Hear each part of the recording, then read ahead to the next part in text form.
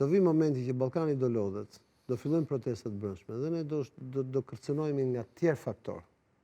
Dhe ja ti po shet çapo ndodh në Shqipëri.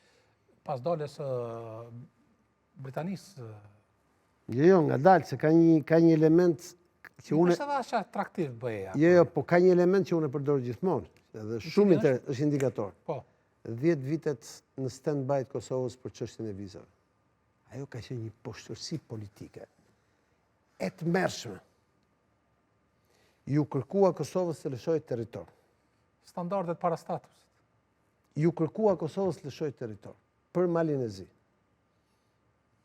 Dhe pastaj ju vazhdua ky presion Kosovës të lëshojë territor edhe për Serbinë dhe edhe kjo i shkëmbej me çfarë? Me lëvizjen e lirë të njerëzve, kur Kosova standardet e pasaportave të lëvizjes lirë të njerëzve i kishte më të mira se fqinjet, më të mira se Serbia, se i kishin bërë perëndimorët, më të mira se Malizi, më të mira se Shqipëria dhe më të mira se Maqedonia. Dhe e lanë Kosovën me vetdije 10 vjet si vrim të zezë. Mos harro, është një indikator jo pak i vogël, me një cinizëm të jashtëzakonshëm. Me një cinizëm të jashtëzakonshëm. Dhe iku një 10 vjeçar. Dolin sa prioritetet tjera.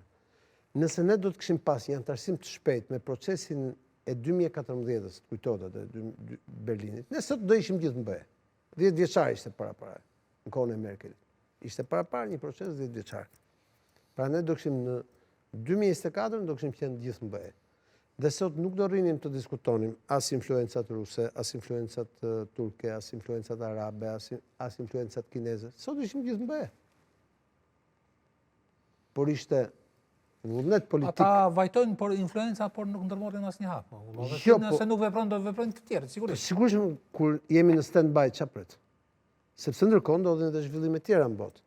Ndërkohë vetë në BE gjërat nuk është se po ecin mirë. Ky është problemi tjetër. Dhe çfarë ndodh? Nëse vazhdon kështu, nëse na bëjnë dhe një xhiro tjetër bosh, kjo është shumë e rëndë, pra, nëse për shumë arsye në 2029 ne do vazhdojmë të rrimë në stand-by, unë e shoh shumë të mundshme që të gjitha palët do ndryshojnë prioritetet, se të shohim mbjetesën e tyre politike. A i than Zoran Zaevit, të kujtohet, ndryshoj emrin, do hysh NATO, është e sigur, ndryshoj emrin, bëj këto, se ti do hysh në BE e tjerë. Gjithashtu ndryshimet e kushtetuese për gjuhën. Po, ku është Zoran Zaevi?